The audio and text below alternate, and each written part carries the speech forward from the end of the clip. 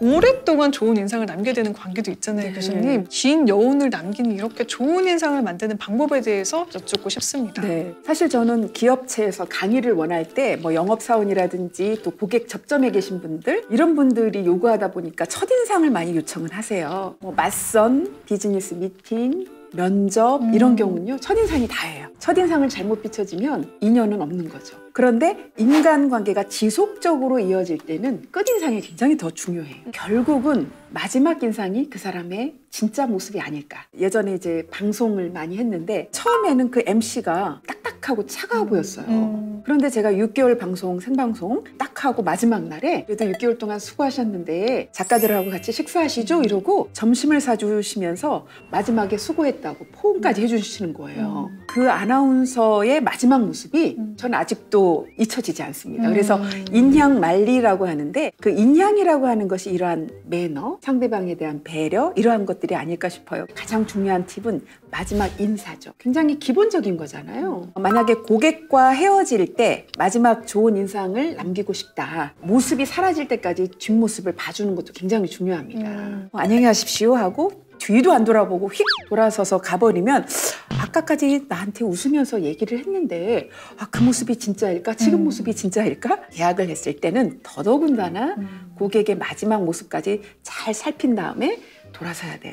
이게 굉장히 중요합니다. 계약을 하고 나서도 안부 전화를 드리고 또 중간 점검을 하고 이러한 것들이 사실은 마지막 모습이죠. 맞아요. 근데 관계에서도 보면은 끝인상이 좋은 사람들이 오래 갔던 것 같아요. 말씀 들으면서 저도 떠올려 보니까요. 마무리를 잘해야겠다는 생각이 다시 한번 듭니다. 네.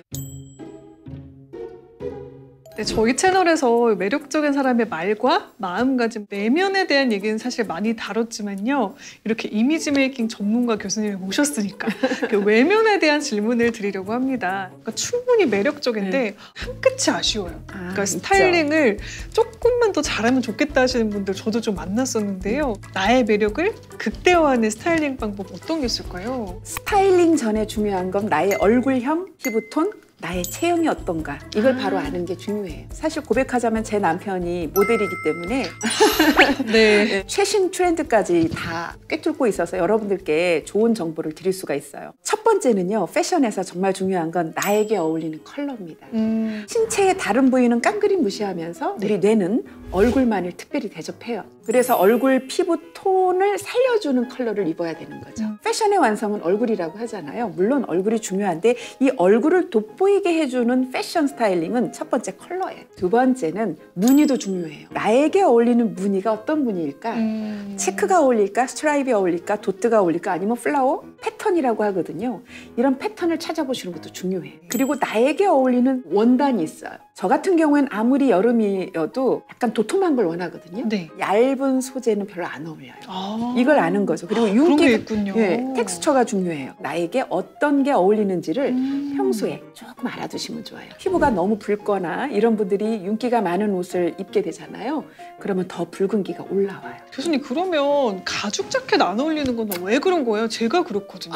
가죽 자켓은 또 분위기가 있어요. 왜냐하면 지적이고 우아하고 좀 여성스러운 이미지인데 가죽은 그 반대거든요. 그런 이미지적으로도 좀 볼 필요가 있어요. 그 다음에 나는 액세서리를 어떤 거 할 것인가. 얼굴형에 맞는 이어링, 목걸이라든지 이런 액세서리가 다 따로 있거든요. 그리고 피부톤에 맞는 시계와 반지와 이런 것. 화이트 골드가 어울리나 옐로우 골드가 어울리나 이러한 것들도 좀 봐야 되는 거고요. 그런 실루엣을 또 찾아야 돼요. 직사각형의 옷이 어울리는지 모래시계형이 어울리는지 A라인이 어울리는지. 여섯 번째 또 중요합니다. TPO. 내가 언제 어디에서 누구와 어떤 상황에서 만남이 이루어지는지 이거를 또 고려하셔야 되죠. 패션은요.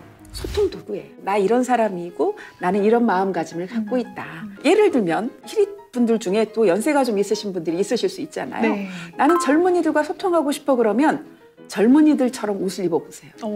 그러면 젊은이들이 굉장히 마음의 문을 확 열 거예요. 맞아요. 예전에 제가 부산국제영화제에서 배우 안성기님을 뵌 적이 있거든요. 청바지에다가 흰 티셔츠를 입고 지나가시는데 그렇게 패셔너블해 보이시는 거예요. 맞아요. 오픈마인드로 보이고 사고도 젊어 보이고 바로 이거예요. 보온 효과를 위한 옷이 아니라 우리가 사회생활하면서 나는 어떤 사람인지 내 인격과 가치 품격을 드러내는 도구이기도 하지만 나는 어떤 마인드를 갖고 있고 어떤 소통 능력을 갖고 있느냐 하나의 수단으로 비춰진다는 사실을 잊어서는 안 됩니다. 이미지에 대한 이야기를 들었잖아요. 네. 근데 자칫 잘못하면 이런 오해들도 생길 듯해요. 타고난 게 이게 아닌데 왜 이렇게 꾸며? 이런 것 좀 해소해 주시면 좋을 듯합니다. 네, 사실 질문 많이 받습니다. 아, 나답게 살고 싶은데 왜 내가 이렇게 꾸며야 되냐. 그쵸. 근데 꾸밈과 가꿈은 달라요. 이미지 메이킹은 가꿈이에요. 근데 꾸밈은 없는 것도 있는 것처럼 약간 좀 위선하고 포장하는 느낌이 들잖아요. 네, 네. 근데 가꿈은 우리가 정원을 가꾸고 뭐 농사를 지을 때 텃밭을 가꾸고 이런 것처럼 이미 있는 나에서 장점과 단점을 진단을 해서 이것을 더 매력적으로 표현하는 것이 진짜 자기를 1등으로 브랜딩하는 방법이거든요. 있는 그대로의 나를 상황에 따라서 조금 더 매력적으로 보여짐으로 인해서 남들이 나를 과소평가하게는 만들지 말아야 되지 않을까. 또 불이익을 당하지 않도록 여러분들의 가치가 좀 더 인정받을 수 있도록 있는 그대로의 모습을 진단을 하고 발견을 하신 다음에 장점을 훨씬 더 나만의 매력으로 개발하는 거. 자기를 알아가는 게 되게 중요하죠. 맞아요. 그래서 나를 발견하고 나에 대해서 계속 생각하는 게 중요하다는 생각이 듭니다. 네. 이를 위해서 또 교수님의 책을 한번 읽어보시면 좋을 듯한데요. 그러니까 나를 돌아보게 만드는 질문들이 책에 굉장히 많더라고요. 네, 제가 이제 워낙 이쪽 분야에서 경력이 오래됐고 대선 후보부터 고위 정치인 많은 직장인들을 이제 직접 변화를 시켜주면서 자기 자신을 좀 체크해 볼 수 있도록 체크리스트를 5개 넣었어요. 이거를 여러분들이 사실 꼭 해보셔야 되는데 지금 여기서는 좀 어려워요. 그렇죠. 네. 그것까지 여러분들 한번 책 읽어보시면서 체크해보시면 더 객관적인 나를 발견하실 수 있을 겁니다. 내가 바뀌면 다 바뀝니다. 상대방 탓만 하면 안 돼요. 내가 먼저 바뀌면 상대방도 바뀌어요. 맞아. 이걸 저는 꼭 강조하고 싶습니다. 부부관계, 가족관계, 그리고 직장 동료와의 관계, 서로 조직 간에서 함께하는 사람들 사이에서 무엇이든지 내가 먼저 me first를 여러분들이 꼭 기억하셔서 갈등 없이 늘 인정받고 칭찬받고 사랑받는 그러한 사회생활을 하셨으면 좋겠습니다. 교수님 보내드리면서 저희는 또 인사드릴게요. 오늘도 채널 고정해주신 히릿, 내일도 최고길만 걸으세요. 안녕. 뿅.